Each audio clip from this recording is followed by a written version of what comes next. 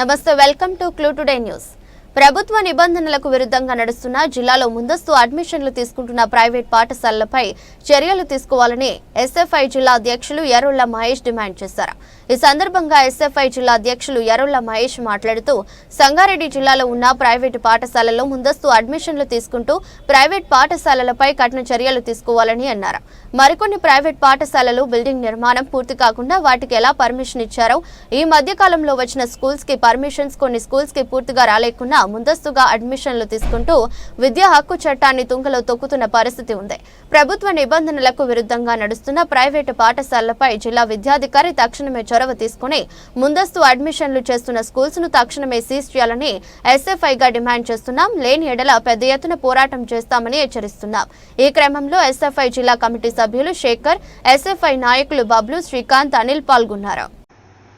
SFI భారత విద్యార్థి federation Sangareddy జిల్లా కమిటీ ఆధ్వర్యంలో ఎస్ఎఫ్ఐ కార్యాలయం నందు ప్రెస్ మీట్ నిర్వహించడం జరిగింది.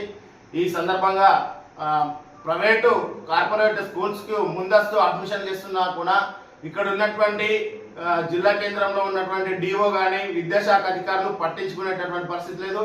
అలాగే అనుమతి లేకుండా వచ్చినటువంటి కొత్త పాఠశాలలో కూడా ముందస్తు అడ్మిషన్ చేస్తున్నా ఇప్పటి వరదాకా ఏ ఒక్క స్కూల్ను కూడా సీజ్ చేసినటువంటి పరిస్థితి లేదు ఈ జిల్లాలో.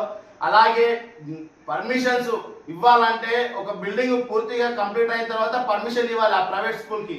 బిల్డింగ్ ఎలాంటి పూర్తి కాకుండా బిల్డింగ్ నిర్మాణం జరుగుతుండగానే పర్మిషన్స్ ఇచ్చి ఏదో ఒక రెంట్ రూమ్ లో తీసుకొని అడ్మిషన్స్ చేస్తున్నటువంటి స్కూల్స్ పైన తక్షణమే చర్యలు తీసుకోవాలి.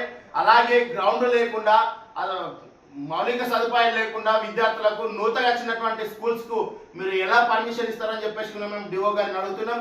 అలాగే ఈ జిల్లా కేంద్రంలో అనేక రకమైనటువంటి కొత్త కొత్త స్కూల్స్ వచ్చినాయి. పబ్లిక్, ఈటెక్నో ఇలా పేర్లు పెట్టుకున్నటువంటి స్కూల్ ను గతంలో ప్రభుత్వమే 2015లో బ్యాన్ చేసింది. పబ్లిక్ అని కానీ ఈటెక్నో, షీలా ఇలాంటి పేర్లు వాడకూడదని చెప్పేసి ప్రభుత్వమే నిబంధనలు ఒక జీవోను ఇవ్వడం జరిగింది. జియో నంబర్ 1 ప్రకారం తీసుకుంటే ఎలాంటి నియమ నిబంధనలు పాటించకుండా ఈ ప్రైవేట్ స్కూల్స్ పెడుతున్నటువంటి పరిస్థితి ఉంది. తక్షణమే జిల్లా అధికారి, విద్యాశాఖ మంత్రి తక్షణమే చొరవ తీసుకొని అనుమతులు లేకుండా నడుస్తున్నటువంటి ముందస్తు అడ్మిషన్ చేస్తున్న స్కూల్స్ ను తక్షణమే సీజ్ చేయాలని చెప్పేసి మేము ఎస్ఎఫ్ఐగా డిమాండ్ చేస్తున్నాం. లేని ఏళ్ళ పెద్ద ఎత్తున ఉద్యమాలు చేస్తామని చెప్పేసి ఈ రకంగా హెచ్చరిస్తున్నాం.